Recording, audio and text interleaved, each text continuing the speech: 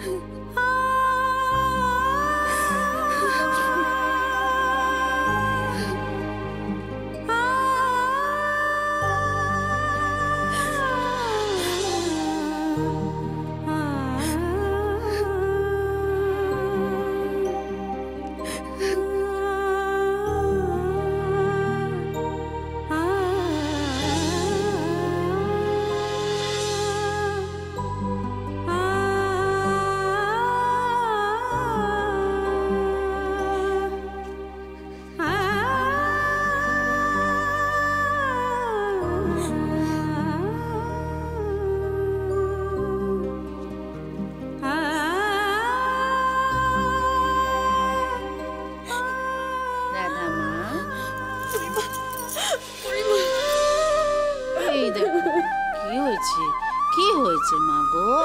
এত কান্নাকাটি কিসের তোমার? কি হলো? ও বুঝেছি, বড় কড়া শাস্তি হয়ে গেছে তাই না? তাই তোমার মন কেমন করছে। না বুড়িমা, আমি যে শাস্তি পেয়েছি আমার তার জন্য কোনো কষ্ট নেই গো। আমার তো কষ্ট হচ্ছে আমি কেন কানাইয়ের নামে নালিশ করতে গেলাম নন্দরানীমার কাছে। কেন আমি তোমার কথা শুনলাম না বুড়িমা? আমি যে যশোদা মায়ের কাছে খুব ছোট হয়ে গেছি, খুব ছোট হয়ে গেছি। ও মা, সে কি কথা গো? শুনলে না নন্দ রানীমা তোমায় কি বললেন? তুমি শুনলে না? তুমি হলে তার কন্যা সমান। তোমার আর কানাই বাবার মধ্যে তিনি কোনো তফাৎ দেখেন না। এখন মা যদি সন্তানকে আদর করে একটু শাসন করে, সন্তান কি মায়ের কাছে ছোট হয়ে যায়? কিন্তু বুড়িমা, আমি যে তার কাছে ক্ষমা চাইতে যেতে চাই।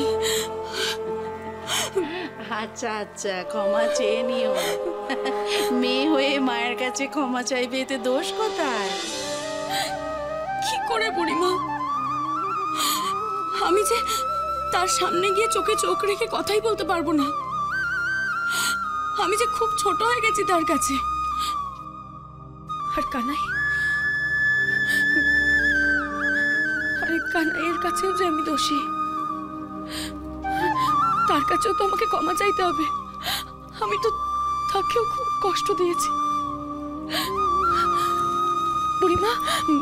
বুড়িমা, আমাকে একটিবার তার কাছে নিয়ে যাবে বুড়িমা?